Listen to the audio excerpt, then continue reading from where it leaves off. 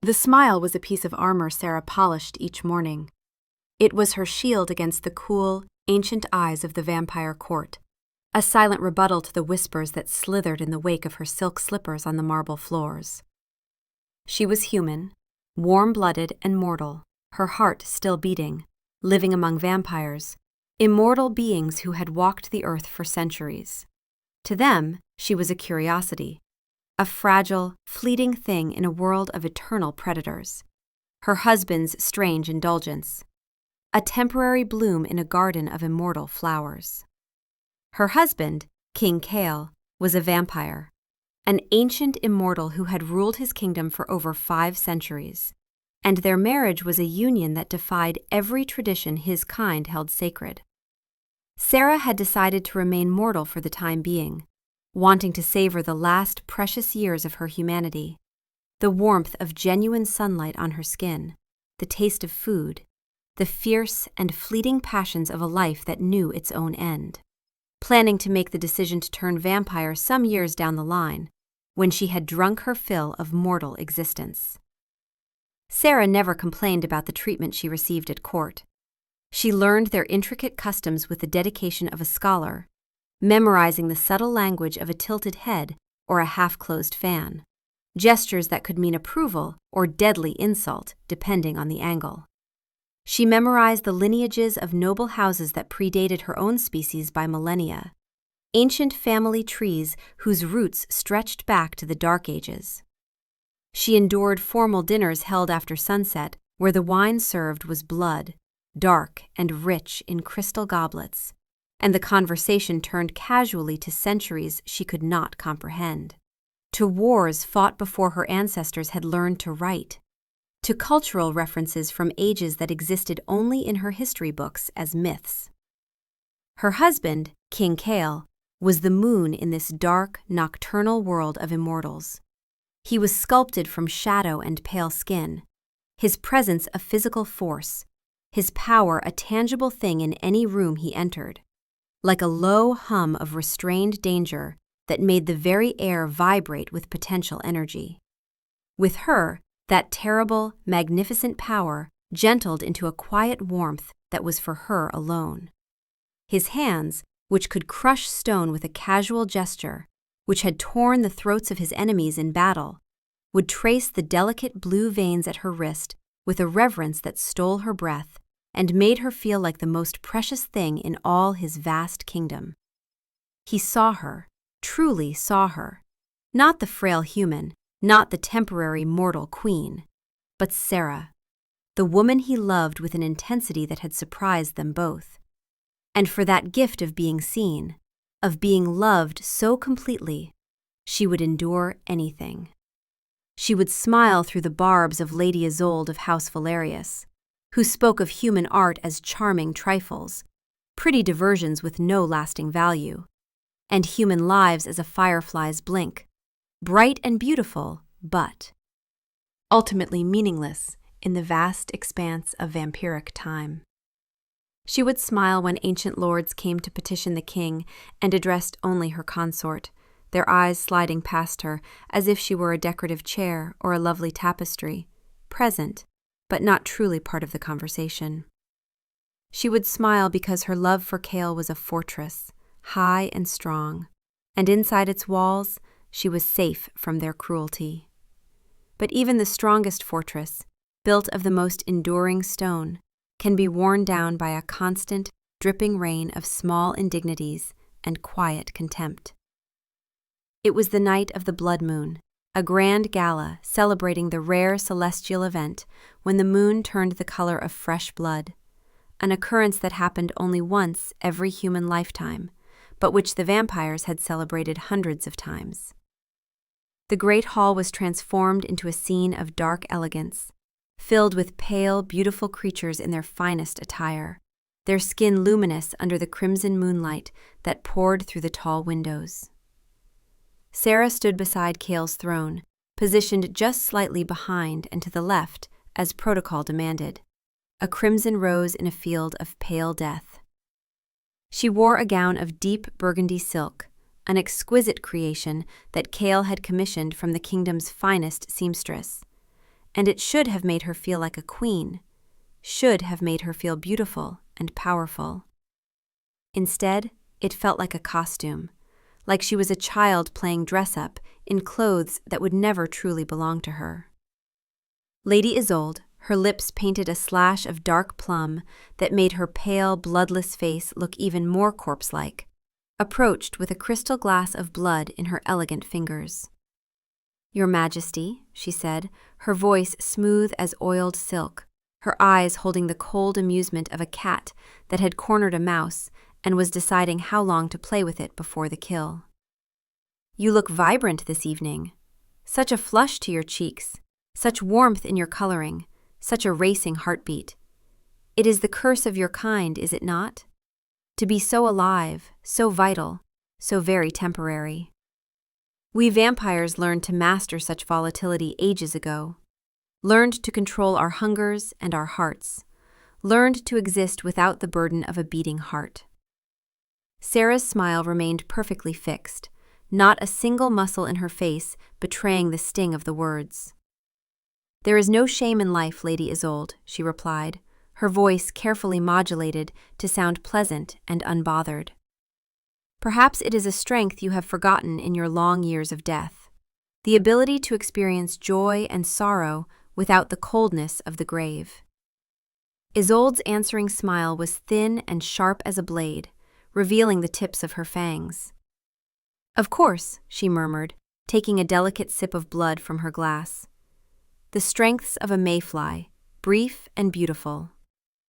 A passionate, brilliant flash of warmth and light, and then nothing, death and decay and forgotten dust forever."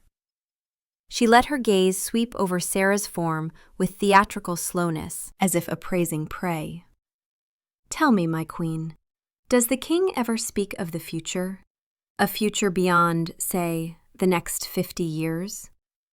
It must be such a delicate subject between you, this difference in your nature, knowing that he will walk the earth for millennia while you wither and die, your heart stopping, your blood cooling, your body rotting in the ground." Each word was a carefully placed needle, sliding between her ribs with surgical precision. The casual cruelty of it, the public dismissal of her entire existence, the reduction of her life to an insignificant blip in the endless timeline of vampire immortality, struck her like physical blows. She saw other nobles within earshot listening now, their pale faces carefully arranged into impassive masks that didn't quite hide the glint of satisfaction in their ancient predatory eyes, the pleasure they took in watching the human queen be put in her place. This was their sport, their entertainment, watching her be reminded of her own mortality and inadequacy. Cale was engaged in conversation with his war marshal several feet away, his back to them, the low rumble of his voice discussing border patrols and garrison rotations, a protective wall of normalcy that she was suddenly outside of. She was alone in a crowd of hundreds, surrounded by beautiful, immortal predators who saw her as nothing more than an amusing curiosity, or worse, as food. "The king and I are quite content with the present," Sarah managed to say, her voice a marvel of steadiness that cost her more than anyone would ever know. "Are you?" Isolde murmured, leaning closer, and Sarah could smell the blood on her breath, could see the slight red stain on her pale lips. "Because some of us wonder, Your Majesty, what will become of the throne when its greatest treasure has turned to dust in the royal tomb? When your warm blood has long since cooled and your beating heart has stilled forever. A king needs a permanent queen, someone who can stand beside him for the ages, not a dalliance, not a pretty distraction that will be gone before he's had time to truly know her, not a meal he's keeping warm. Dalliance. The word struck her with the force of a physical blow, driving the air from her lungs. All her efforts, all the love she poured into this marriage, all her careful study and adaptation, all her sacrifice in leaving her human world behind, reduced to a passing fancy, a temporary amusement for an immortal king who would forget her within a century of her death, or worse, reduced to the level of livestock. The smile on her face didn't waver, didn't crack, her training holding firm even as something deep inside her chest fractured and began to bleed. She inclined her head with perfect regal grace, every inch the dignified queen. "If you will excuse me, my lady, I find I need some air." She moved through the crowd like a phantom in her own court, a ghost haunting rooms that would continue their celebrations long after she was gone. Every face she passed seemed to hold Isolde's pitying smirk. Every whisper seemed to be about her, the human queen with her ticking clock, the mortal woman who had dared to think she belonged among the eternal dead. She reached the tall, arched doors that led to the terrace and slipped out into the cold night air, leaving the warmth and light and music behind.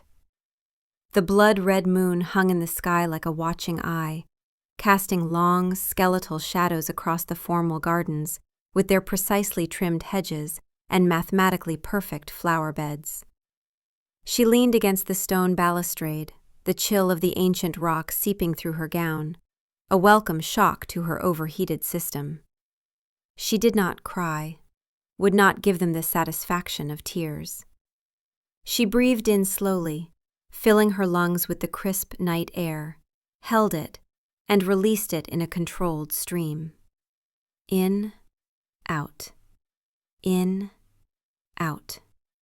Rebuilding the walls brick by brick, polishing the armor until it shone again. After a few minutes of this deliberate composure, she returned to the hall, her smile perfectly in place, as if it had never slipped, and resumed her position by Cale's side.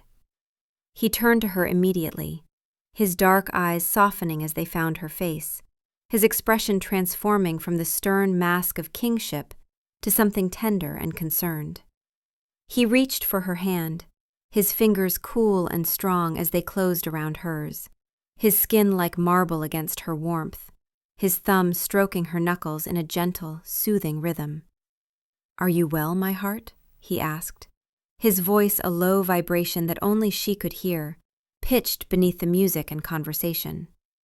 "Perfectly," she lied, and her smile was a masterpiece of deception that would have made the greatest actors in the kingdom weep with envy. Later, in the silent grandeur of their private chambers, the weight of the evening finally descended upon her like a physical force. Cale was in his adjoining study, the door between their rooms slightly ajar, reviewing reports from the night patrol that required his attention before dawn. The vast suite of rooms, with its towering ceilings and tapestries depicting ancient vampire conquests, its furniture carved from dark wood, and its floors of polished stone that held the chill of the grave, had never felt so alien to her, so empty and cold, and fundamentally not hers. Sarah undressed slowly, her fingers clumsy with the intricate fastenings of the burgundy gown. The exquisite fabric pooled at her feet like a shed skin, like the discarded costume it truly was. She slipped into a simple linen nightdress, the rough fabric a relief after the constricting elegance of court attire, and sat on the edge of their bed, a massive thing of dark, polished wood draped in heavy velvet that never saw the sun. And the first sob broke free. It was a small, strangled sound, one she swallowed immediately, pressing her hand to her mouth as if she could push it back down her throat. She pressed the heels of her hands to her eyes, fighting desperately for control, for the composure that had carried her through the evening. But it was no use. The dam had cracked, and nothing could hold it now. A second sob followed, then a third, each one tearing from a place so deep inside her she hadn't known it existed, a well of grief and loneliness she had been carefully ignoring for months. She slid off the bed and onto the thick rug that covered the cold floor, curling into a tight ball, trying to make herself small and invisible. She tried to muffle the sounds in the heavy velvet of the bedspread, pressing the fabric to her face until it was difficult to breathe. She cried for her lost home, for the warm yellow sun of her human world that she would only see for a few more years before choosing eternal darkness. She cried for the family and friends she had left behind to marry a king, people who were aging and dying while she lived in timeless luxury among the undead.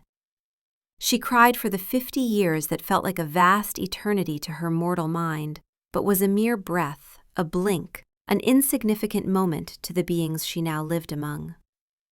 She cried because she loved a man with all her soul, every fiber of her being, yet felt like prey in his kingdom, like food that had been granted temporary protection. She cried because she was so tired, bone-deep exhausted, from smiling through the constant small cuts, from pretending the barbs didn't hurt, from being strong and gracious and queenly, when all she wanted was to be seen as a person, not a curiosity or a meal. The sounds were quiet, desperate, the muffled gasps of a drowning woman who knew no one could hear her, who had learned that her pain was something to be hidden and managed, never shared. She was utterly, completely alone. In his study, Cale stood abruptly from his desk, the parchment in his hand forgotten, the carefully worded report from a neighboring territory suddenly meaningless. A strange noise had snagged his attention, cutting through his concentration like a knife. It was a faint, rhythmic sound of distress that cut through the profound silence of the castle at night, like a discordant note in a symphony. He was a vampire. His hearing was preternatural, honed by centuries of hunting and survival. He could distinguish the flutter of a moth's wings 3 rooms away, could hear the slow drip of water in a fountain in the courtyard below, could identify a person by the unique rhythm of their heartbeat from a great distance. This sound was closer, coming from their shared chambers, and it made every protective instinct in his ancient body flare to sudden, intense life. He moved to the door that connected his study to their bedroom, his movements fluid and utterly silent as only a vampire could move. He placed his hand on the cold iron handle, his fingers tightening around it, preparing to enter. But something made him pause, an instinct deeper than thought. It was Sarah. He recognized the cadence of her breath even though it was hitched and broken, recognized the desperate, muffled quality of the sounds even though he had never heard her make them before. He could hear the desperate swallows, the rustle of fabric as she tried to stifle the noise, the small, helpless gasps between sobs, and beneath it all, the steady, frantic rhythm of her heartbeat, so different from his own still, silent chest. She was crying, not the gentle tears of sentiment she sometimes shed at a beautiful song or a touching story, but the jagged, wrenching sobs of true despair, of a soul in agony, a sound he had never heard from her in all their years together, a sound he had never imagined. Every protective instinct in his ancient being roared to life, a primal need to fix, to defend, to destroy whatever had caused this pain. His first impulse, overwhelming and almost impossible to resist, was to throw the door open, to go to her immediately, to hold her until the world righted itself, to demand to know what had happened and who had dared to hurt her. But he stopped himself, his hand frozen on the door handle. What would he say if he went to her now? He had seen her at the gala. He had seen her move through the crowd with that perfect, unwavering grace, had seen her smile, that serene, untouchable smile.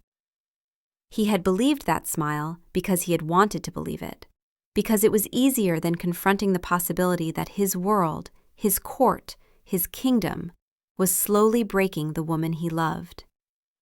To confront her now, to burst in on her private grief, would only force her to explain a pain he should have seen coming, a burden he should have already lifted.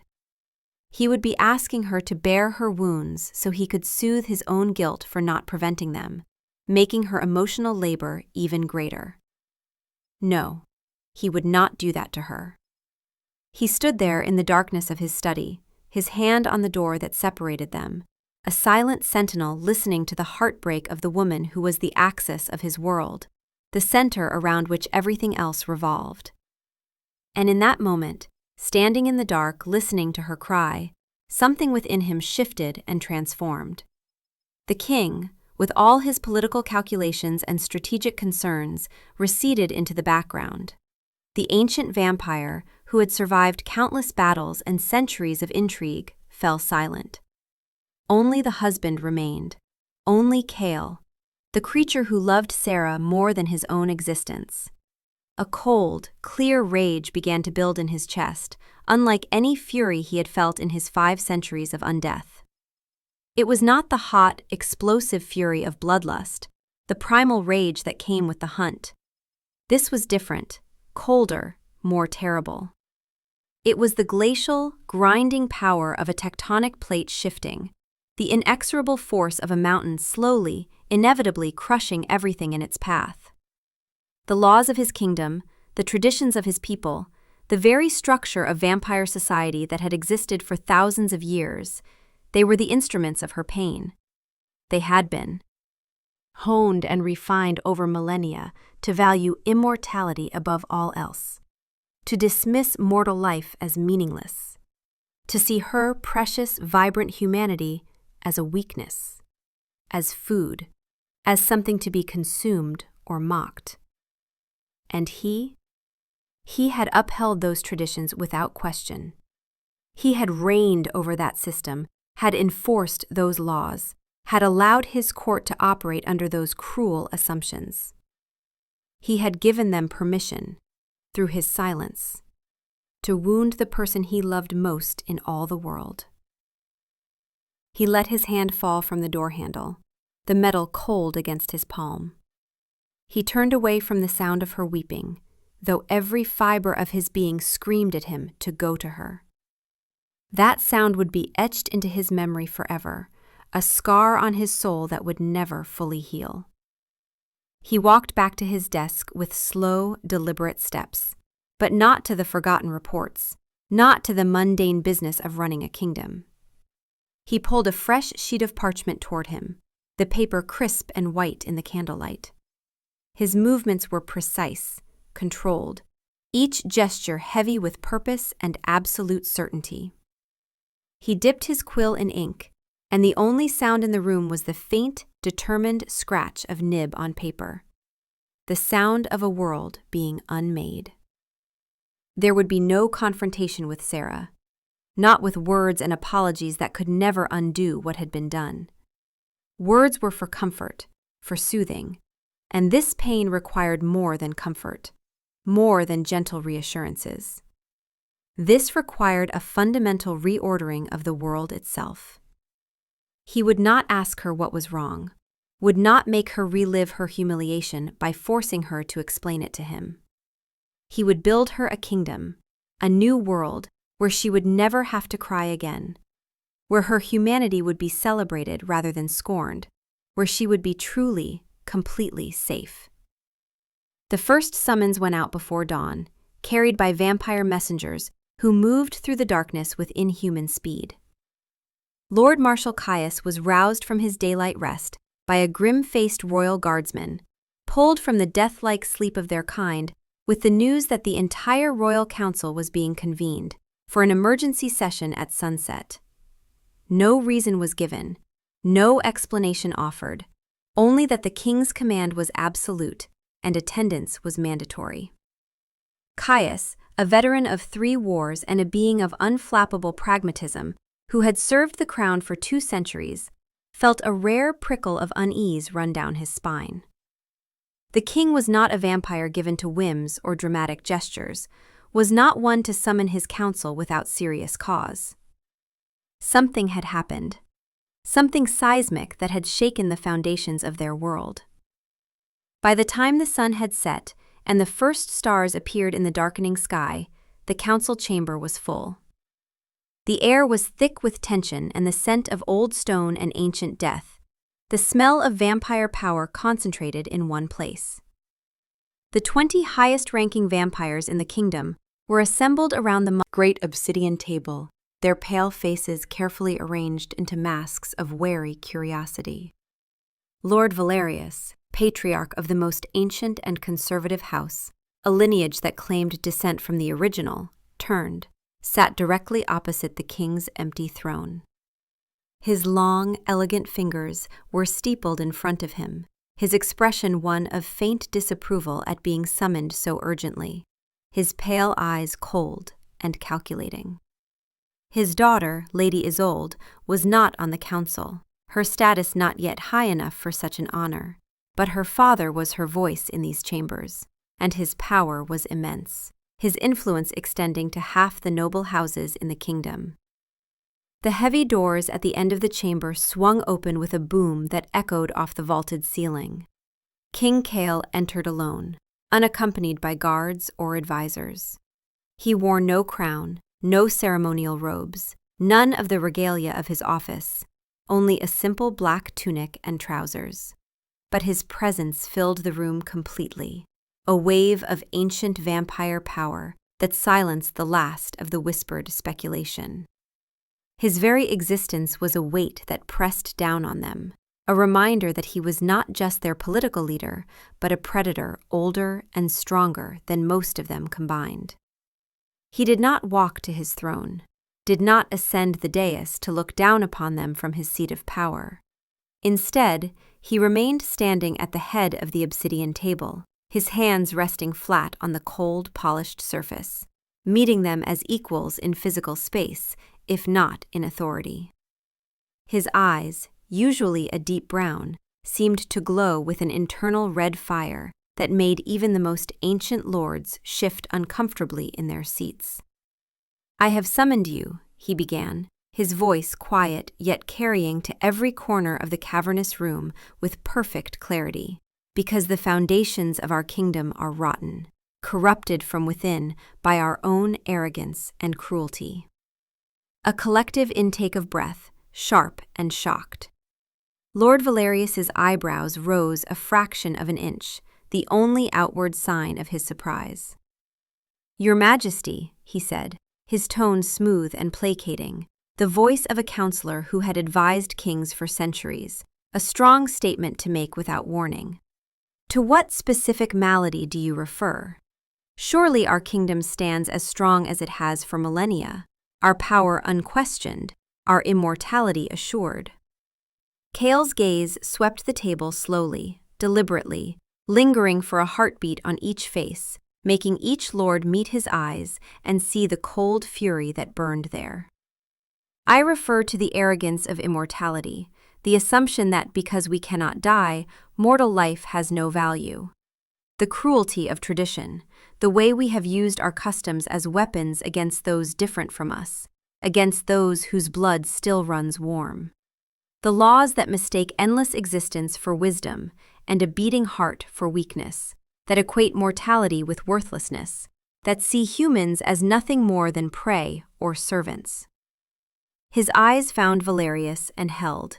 "I refer to a court that has become so enamored with its own eternal existence, so trapped in its own superiority, it has forgotten what it means to value life. A court that would wound its own queen for sport, that would mock and belittle the woman I chose to rule beside me simply because her heart still beats, because she is not a creature of death like us." The silence that followed was absolute, heavy, cold as the grave they all inhabited. The accusation hung in the air like a sword. Valerius's expression hardened, the placating mask falling away to reveal the granite beneath, the iron will that had kept his house in power for thousands of years. "The Queen is human, Cale," he said, and for the first time he dropped the formal address, speaking to his king as if they were merely equals. "The traditions we uphold are in place to protect vampire bloodlines, to ensure the stability of the throne, to maintain the purity of our kind. We are predators, not humans. We are the dead who walk, not the living who will inevitably perish. These distinctions are not cruelties, they are necessities, safeguards that have served us well for millennia." "They are ending today," Cale said, his voice dropping to a deadly calm that was somehow more terrifying than a shout. As of this moment, this very hour, the Human Servitude Acts are abolished in their entirety. Any vampire holding a human in a state of ownership, whether as blood servant, thrall, or indentured labor, will free them by dawn or face permanent exile from this kingdom. Gasps rippled around the table like a wave. Several lords paled visibly, their carefully maintained composure cracking. Human servants were more than just laborers. They were a status symbol, a source of fresh blood, a fixture in every noble house, a sign of wealth and power. Furthermore, Cale continued, his voice cutting through the rising tide of dissent like a blade, the laws of succession are to be amended with immediate effect. Any child born of a royal union, regardless of whether they are born vampire or born mortal and later turned, regardless of whether they carry pure vampire blood or mixed heritage, shall be considered a legitimate heir to the throne with full rights and privileges. This was a direct assault on the very core of vampire society, on the fundamental principles that had governed them since their kind first rose from death. Lord Valerius slammed his hand on the table, the sound like a thunderclap, his composure finally breaking. This is madness, Cale, utter madness. You would pollute the royal line with mortal weakness? You would allow a human-born heir, a creature who once had a beating heart, to sit on the throne of vampires? You would throw away millennia of careful breeding, of maintaining the strength that comes from pure vampire lineage, all for a short-lived fancy? You would destroy everything our kind has built. She is not a fancy, Cale snarled, and for the first time, his power flared outward, a palpable wave of ancient vampire energy that made the heavy goblets on the table tremble, and filled the room with the scent of old blood and death. She is your queen, chosen by your king, and you will learn to address her with the respect that position demands. He drew a deep breath he didn't need, visibly reining in the fury that threatened to consume him. Which brings me to my third and final edict of this evening, the one that concerns you most directly, Valerius. From this day forward, any word, gesture, or action deemed disrespectful toward Queen Sarah by anyone in this kingdom, regardless of their rank or lineage or supposed importance, will be considered an act of treason against the crown. The punishment will be immediate exile, cast out from vampire society forever, left to wander the world alone. Effective immediately, with no exceptions and no appeals. He pushed away from the table, straightening to his full height. Lord Valerius, your daughter, Lady Isolde, spoke ill of her queen last night at the Blood Moon Gala. She questioned the legitimacy of my marriage, mocked the honor of my wife, publicly humiliated the woman who stands as the highest lady in this land, and implied that my human queen was nothing more than livestock I had chosen not to drain. She will be escorted beyond our borders by dawn. Your house will provide her with whatever resources she needs for her exile.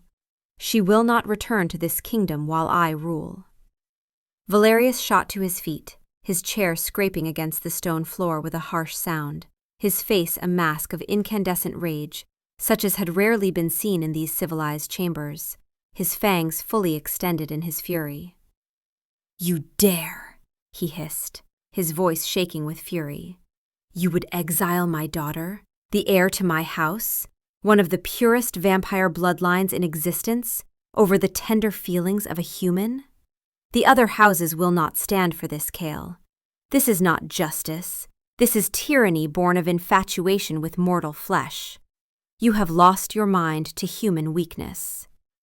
"This is justice," Cale corrected him, his voice like ice cracking, each word sharp and precise.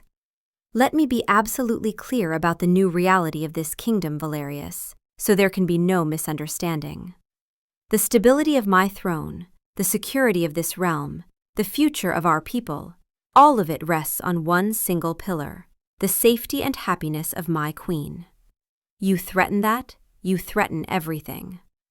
I am willing to burn this entire kingdom to the ground, to destroy every vampire house, to rule over nothing but ashes and ruins to ensure her peace, her dignity, her joy.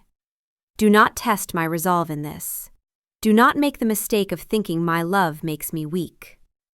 He turned his back on the stunned, furious council, a gesture of dismissal that was itself an insult. "You have your orders. See to them immediately." As he walked from the room, his footsteps silent on the stone floor despite his anger, the heavy doors closing behind him with a boom that sounded like the death knell for an entire age, he could feel their stares boring into his back. He could sense the mixture of fear and pure, unadulterated hatred radiating from them. Let them hate him.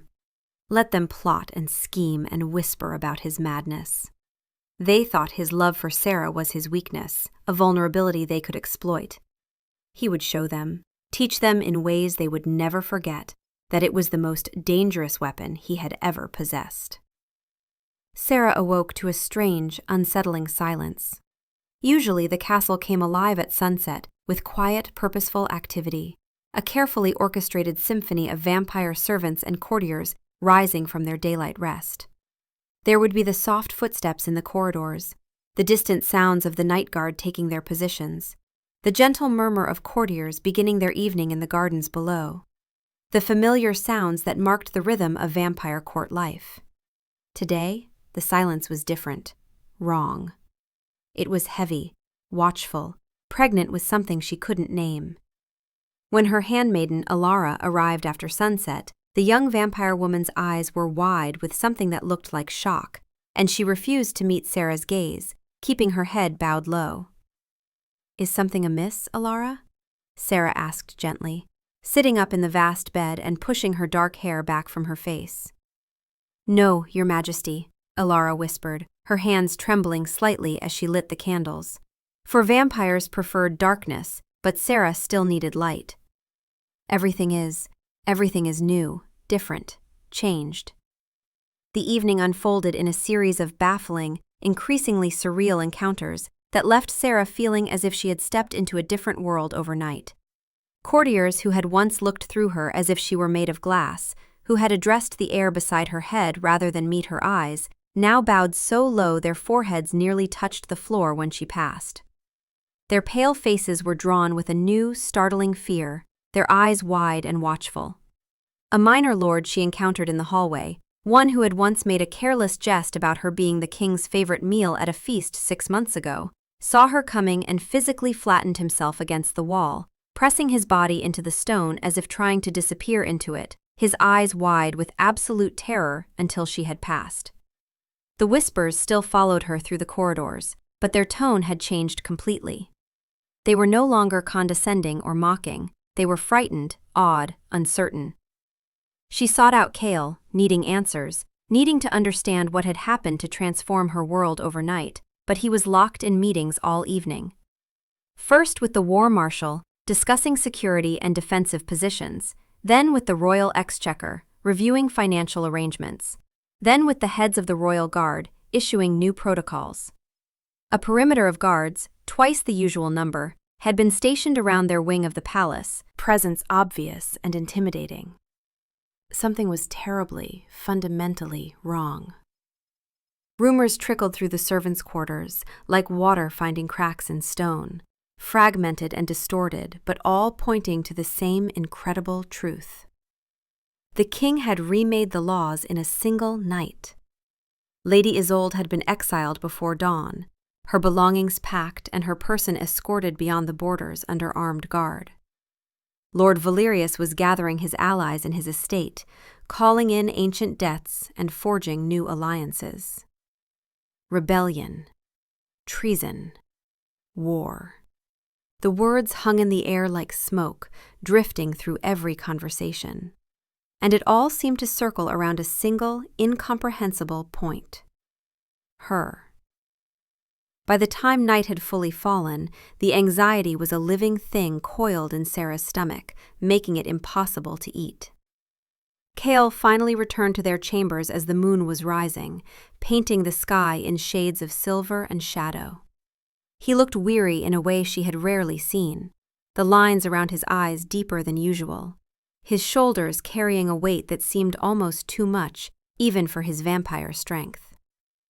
But as his eyes found her across the room, the exhaustion fell away like a discarded cloak, replaced by that familiar, gentle warmth that was reserved for her alone. "Cale," she began, her voice tight with worry and confusion. "What is happening? The entire court is terrified. They speak of new laws, of exile, of Lord Valerius gathering forces for some kind of confrontation. They say Lady Isolde was banished. They say you are risking your throne, that civil war is coming among the vampire houses." She crossed to him, her hands reaching for his. "Why, Cale? What have you done?" He walked to her and took both her hands in his, enfolding them completely. His hands were cool, always cool, the temperature of death, but to her they had always been a comfort. "The court is adjusting to a new reality," he said simply, his voice calm despite the storm that must be raging around him. "What reality? What have you done?" she pressed, her heart beginning to hammer against her ribs. "Lord Valerius's house is the oldest vampire lineage in the kingdom, the most powerful. To exile his heir, his only daughter, Cale, they will not accept this insult. They are saying you are risking everything, your crown, your kingdom, the peace we have maintained for centuries." She looked up at him, her eyes searching his face for answers. "Why would you do this? For what possible reason would you invite such danger?" He did not answer immediately, did not rush to explain or justify. Instead, he raised one hand and gently cupped her face, his palm cool against her warm cheek, his thumb stroking her cheekbone with infinite tenderness. His dark eyes held hers, and in their fathomless depths, she saw a raw, aching vulnerability she had never seen before, an emotional nakedness that took her breath away. The king was gone completely. This was only Cale, her Cale, the man beneath the crown and the vampire beneath, the monster. "Last night," he said, his voice a low, rough whisper that seemed to be pulled from the very core of his being, from a place of profound pain and absolute certainty. "I heard you crying." The words struck her with more force than any insult Isolde had delivered, more impact than any law or decree. They pierced through all her carefully constructed defenses, through the armor she had polished so carefully, through the fortress walls she had built around her pain, and went straight to her heart.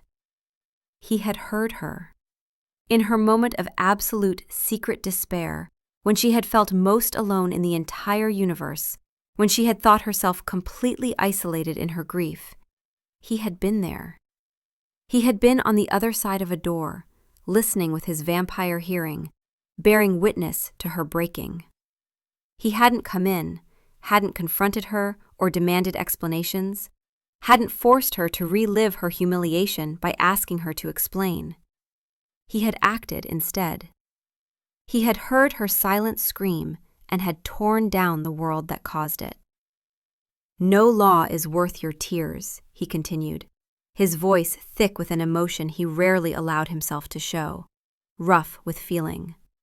"No tradition is worth your pain. No custom is worth your suffering.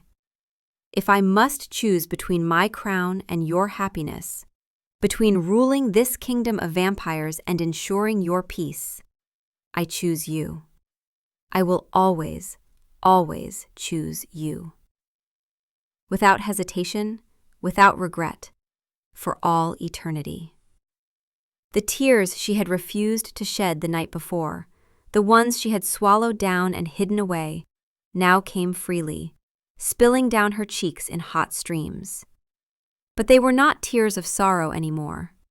They were tears of overwhelming, soul-shaking relief, of being seen on a level so profound it realigned her entire world, of being understood without having to explain, of being valued above everything else in his vast vampire kingdom.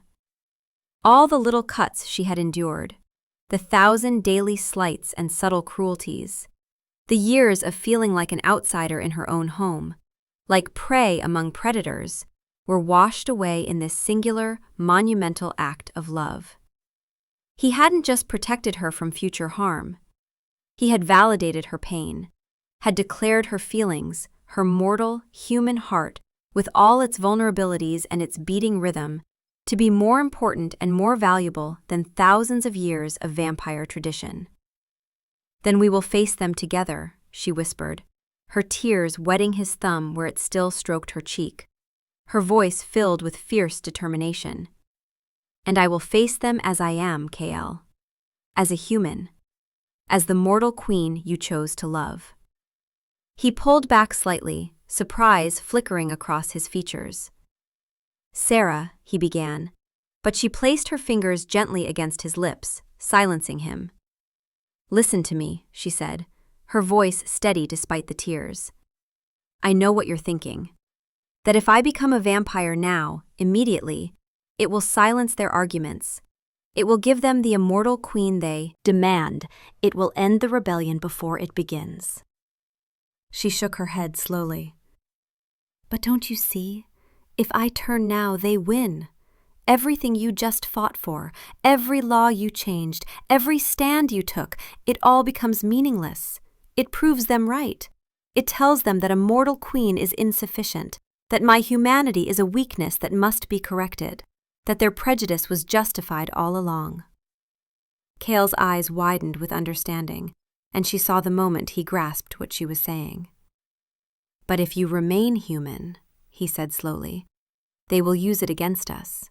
They will claim you are unfit, will say your mortality threatens the kingdom." "Let them claim it," she said fiercely, her chin lifting with a pride he had never seen in her before. "Let them say whatever they want. I will prove them wrong, not by becoming what they demand, but by being exactly what I am. I will be the human queen who rules beside you for the next 5 years as we planned, who shows them that a beating heart can be as strong as an immortal one, that mortality is not weakness, but a different kind of strength." Her eyes blazed with conviction. "I have spent years hiding my humanity, apologizing for it, trying to make myself smaller so they would accept me. No more. You have given me a kingdom that will protect me as I am. Now let me show them that I am worth protecting. That a human can stand beside a vampire king and be his equal in every way that matters. That love is not measured in years but in depth. That my finite life has infinite value." She stepped closer to him, her warm hands finding his cool face. "In 5 years, when the time comes, I will accept the transformation. I will become a vampire as we always planned, and I will do it on our terms, on our timeline, because I choose it freely, not because they demanded it. But these 5 years, Kale, these 5 mortal years, they matter. They are my stand. They are my rebellion. They are my proof that your love for me was not misplaced, that you were right to burn your world for a human heart." A slow smile spread across Kale's face, filled with pride and awe, and a love so profound it made him ache. "You are magnificent," he breathed. "You humble me. This is your battle as much as mine. I should have known you would find the perfect way to fight it." She smiled, and for the first time in so long, it was not armor. It was joy, fierce and unbowed. "They want me to disappear into immortality, to erase the thing they hate about me. Instead, I will make them look at it every single day. I will walk in sunlight while they sleep.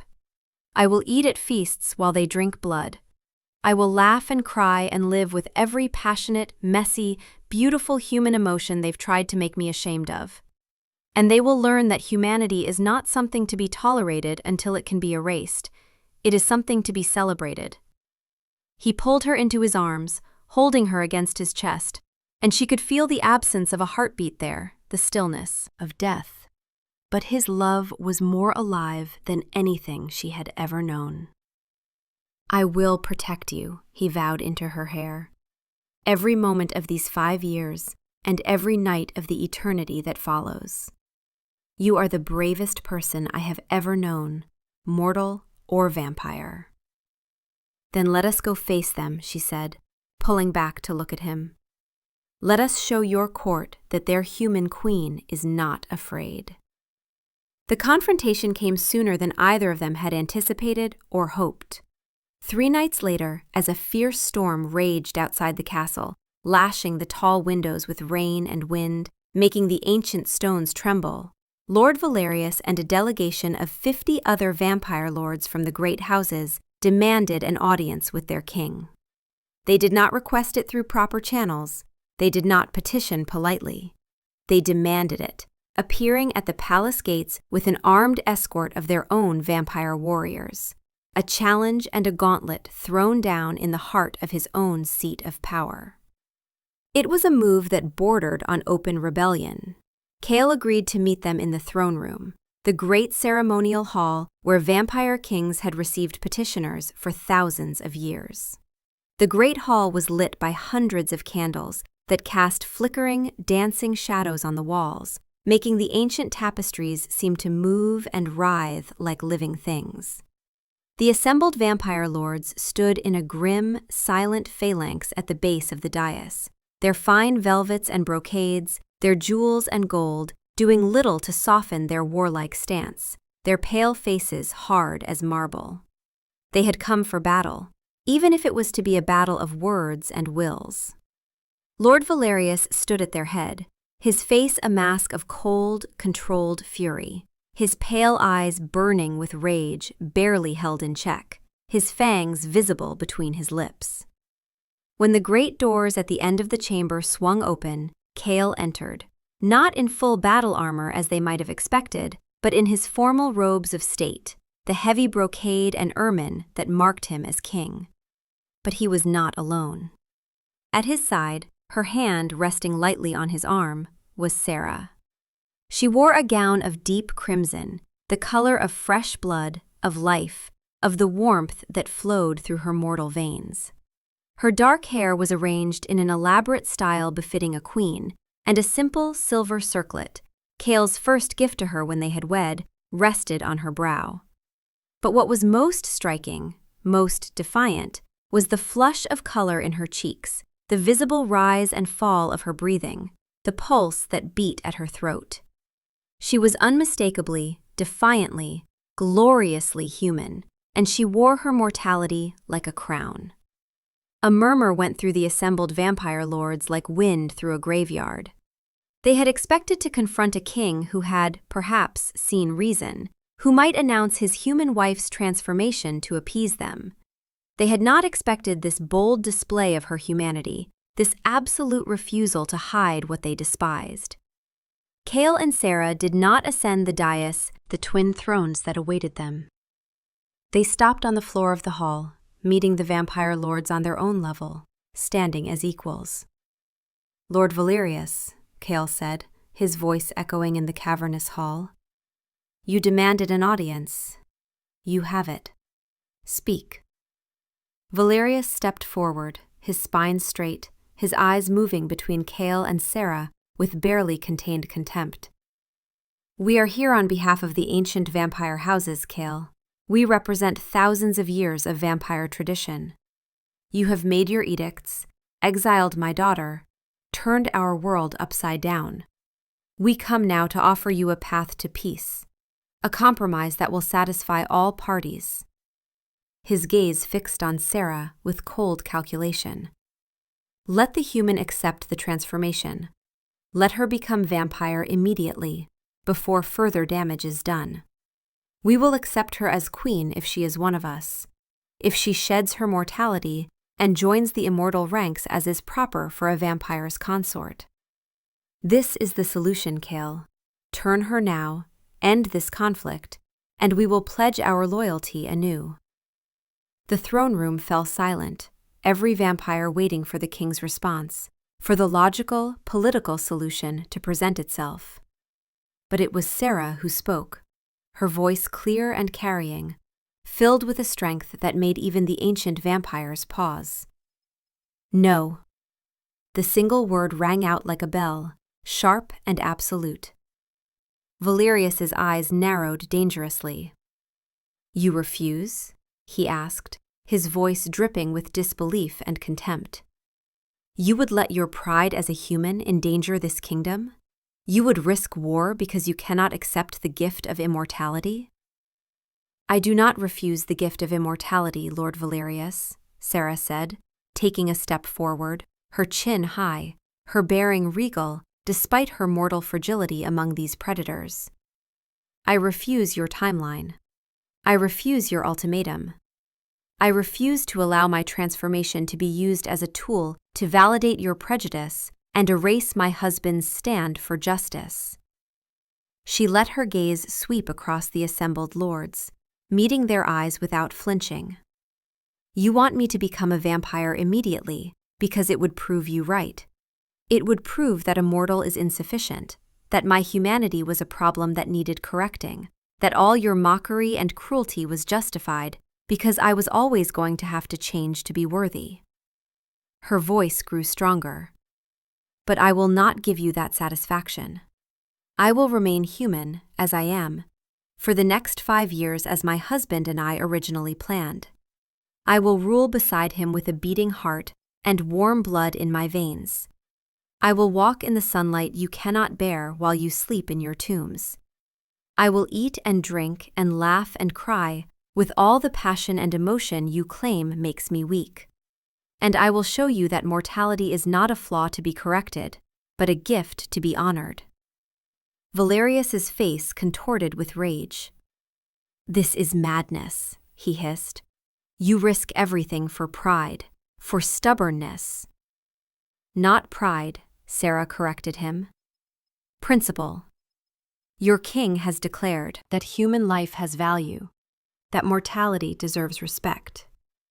If I transform now, I make a liar of him. I prove that, in the end, even I believed you were right about me. She shook her head. No. I will live these 5 years as a human queen, and I will live them well. I will show you what humanity can accomplish, what strength it takes to live knowing every moment is precious because it will end, what courage it requires to love an immortal knowing I will leave him. And when my time comes, when I choose to accept the transformation on my own terms, it will be because I want eternity with my husband, not because you demanded it. She stepped closer to Valerius, fearless despite his fangs, despite his ancient power. You wanted me to disappear, Lord Valerius.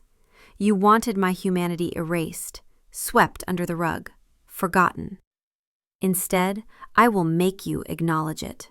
Every day for the next 5 years, you will see me in this court, human and mortal and alive, and you will learn to respect what you cannot understand.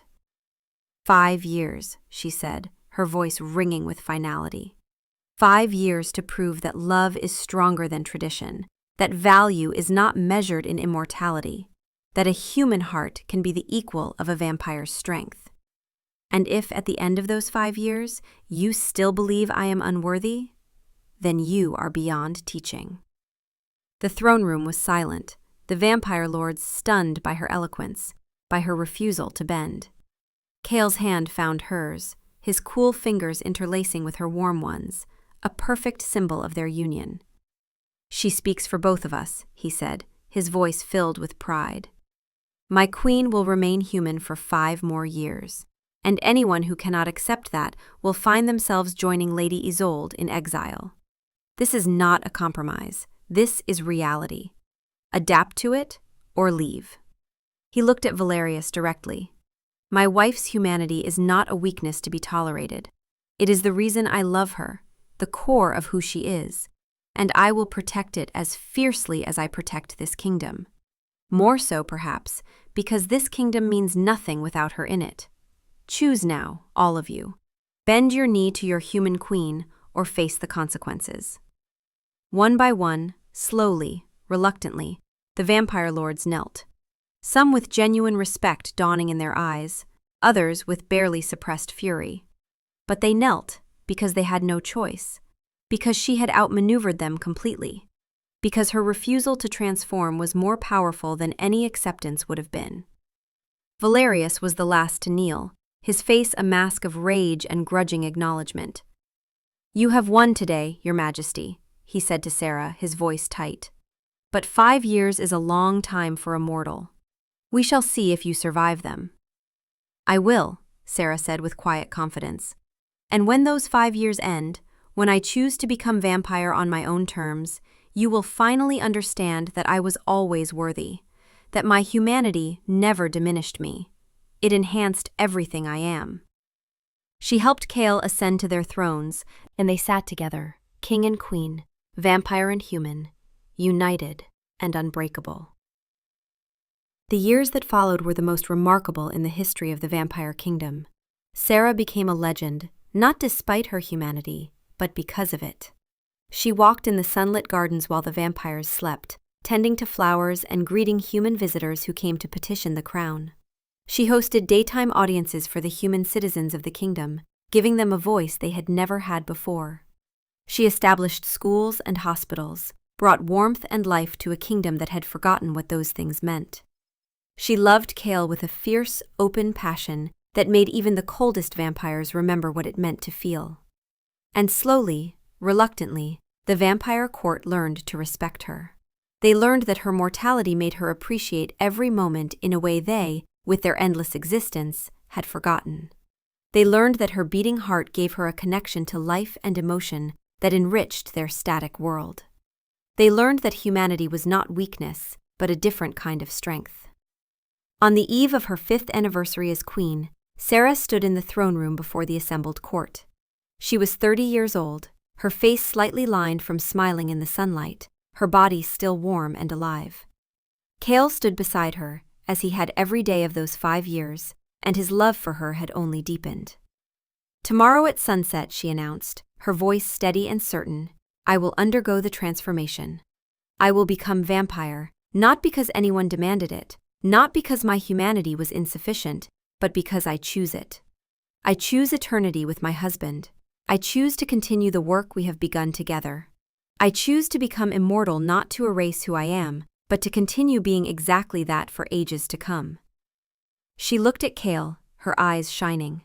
"These 5 years have been the greatest gift. I have lived them fully, loved completely, and proven that mortality has value. Now I am ready for what comes next, ready to walk the eternal night beside you, ready to continue our forever." The next evening, as the sun set and painted the sky in shades of blood and gold, Sarah stood in the transformation chamber. She wore white, her heart beating strong and sure. Kale knelt beside her, his hands gentle as they cradled her face. "You have already proven everything," he whispered. "You have nothing left to prove to anyone." "I know," she said, smiling. "I'm not doing this for them anymore. I'm doing it for us. For our future. For all the centuries we'll have together." "Are you ready?" he asked. "I've been ready since the moment you chose me over your crown," she said.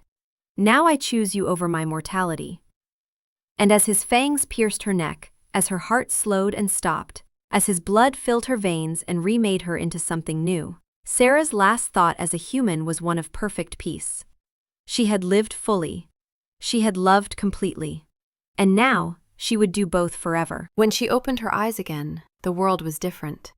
Sharper, clearer, eternal. But the love in Kale's eyes was exactly the same. "Welcome to forever, my heart," he whispered. She smiled, and it was no longer armor. It was pure joy. "I'm home," she said. And she was.